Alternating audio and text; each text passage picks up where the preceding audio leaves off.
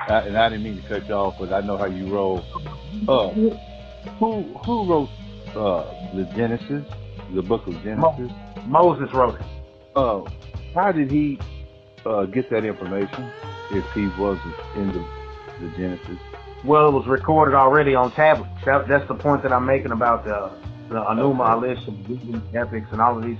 These are actually actual recorded sources of information that were in codexes, like as far as like laboratories, not laboratories, but libraries in the ancient world, where you could actually go and view these creation stories firsthand, 3D, Okay. with your own.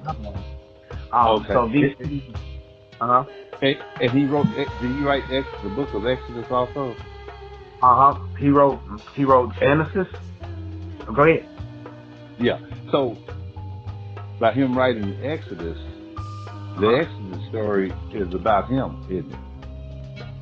Right. Yes, exactly. That's what I'm saying. Even though it was not, I ain't gonna say copied, but the Exodus story is about Moses, Right. and so he wrote the Exodus story as he lived it, or as he had Right. acquired the knowledge.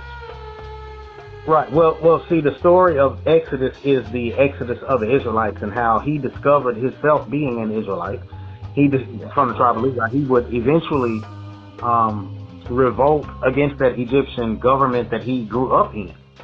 He grew up in Egypt during a time when it wasn't even called Egypt. It was before even there was Egyptos and the what they call the Hyksos dynasty, the Berbers that came into Egypt and then basically turned around a lot of the Egyptian meanings and things like that. This is before all of that happened. When Moses knew all of the ancient Egyptian knowledge, it was because there were in those times in ancient, which they call Tamaray or Tamari or Kemet, in ancient Kemet, they had knowledge in libraries in Kemet. They had knowledge about the worlds that existed before them.